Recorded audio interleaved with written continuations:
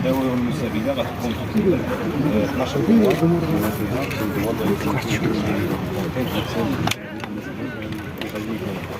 فمستوى المشروع حول السنوات اللي غادي نتابعوها غتكون خطة 63 يعني الكيلومترات اللي عندنا عندنا 7 كيلومتر فاصلة 40 يعني عدد السقايات اللي تيسير في بنائها هي 15 فرد والتمويل ديال المشروع من الوزارة الوطنية 28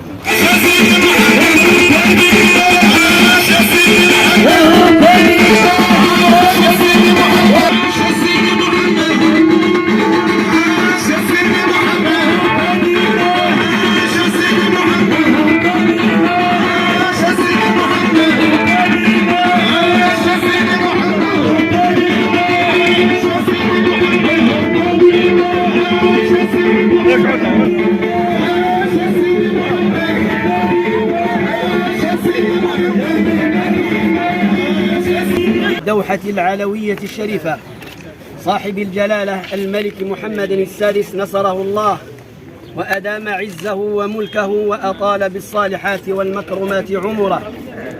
وفي غمرة الاحتفالات بعيد العرش المجيد الذي يخلد هذه السنة الذكرى 24 بتربع جلالته على عرش أسلافه الميامين، قام بعون الله وتوفيقه يوم الأربعاء 8 محرم 45 و400 وألف هجرية الموافق ب 26 يوليوز 2023 ميلادية السيد إبراهيم أبو زيد عامل إقليم السطات رفقة المنتخبين والسلطات المدنية والعسكرية والمصالح الخارجية بوضع حجر الأساس لأشغال بناء مركز التربية والتكوين النسوي بمدينة ابن أحمد بغلاف مالي قدره 1,452,300 درهم. أبقى الله مولانا أمير المؤمنين ذخرا وملاذا أمينا لهذه الأمة وحصنا حصينا لسيادتها وعزتها، رائدا قائدا لأمجادها ورة الملكية الشريفة، إنه سميع مجيب. وحرر بابن أحمد يوم الأربعاء 8 محرم 1445 هجرية الموافق ل 26 يوليوز 2023.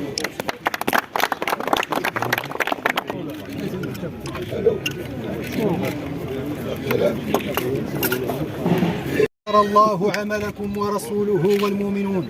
صدق الله العظيم.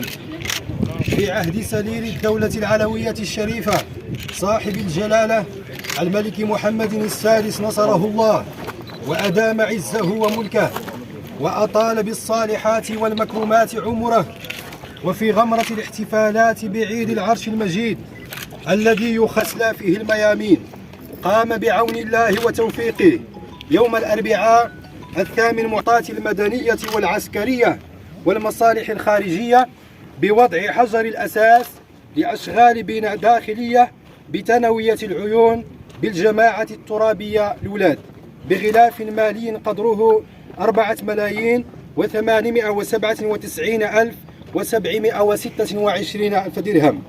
أبقى الله مولانا أمير المؤمنين ذخرا وملاذا أمينا لهذه الأمة وحصنا حصينا لسيادتها وعزتها، رائدا قائدا لأمجادها ومفاخرها ومناقبها، وأسدل على جلالته رداء الصحة والعافية ونصره بنصره المبين، وأعزه بعزه المتين، وأقر عين جلالته بولي عهده صاحب السمو الملك الأمير الجليل مولاي الحسن، وشد أزره بشهر 20 يوليوز 2023 ميلادية.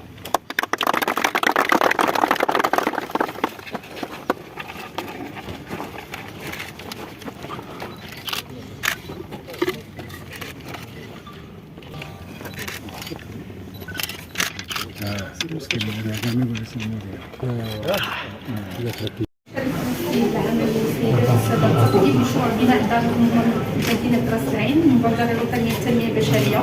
هذا المشروع تم التصفيق ديالو بوجود 137,000 درهم و636. بالنسبة صاحب مشروع عملت في 2016 مهندسة المالية ناصر الزهري، مكتب دراسات تقنية مانيفاكتورين، مكتب المراقبة. يسألونك ماذا ينفقون قل ما أنفقتم من خير فللوالدين والأقربين وابن السبيل وما تفعلوا من خير فإن الله به عليم. صدق الله العظيم.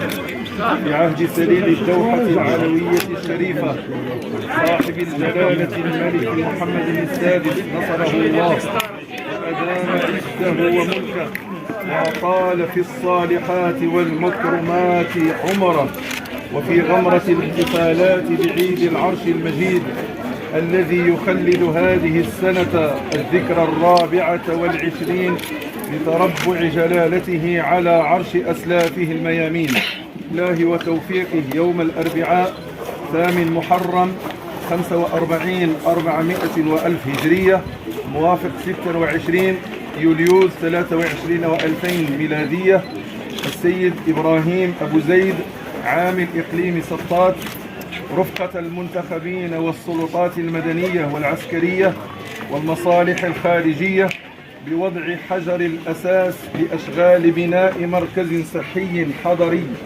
المستوى الثاني بالجماعة الترابية راس العين بغلاف مالي قدره 1,898,994 درهم.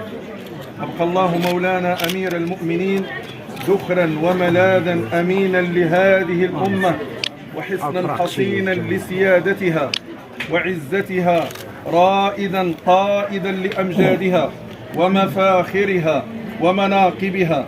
الأربعاء 8 محرم 45,400 هجرية موافق 26 يوليوز 23 و2000 ميلادية.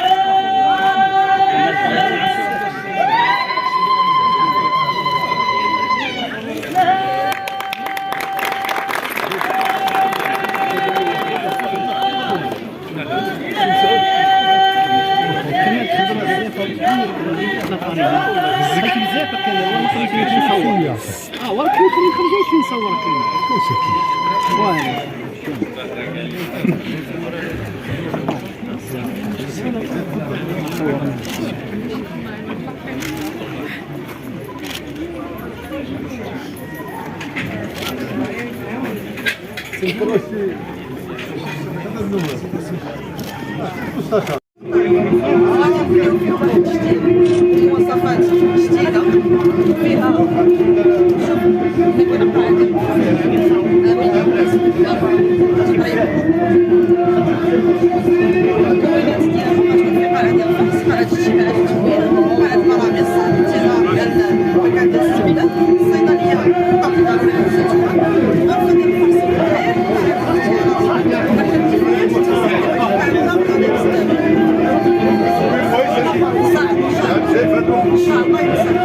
صعب.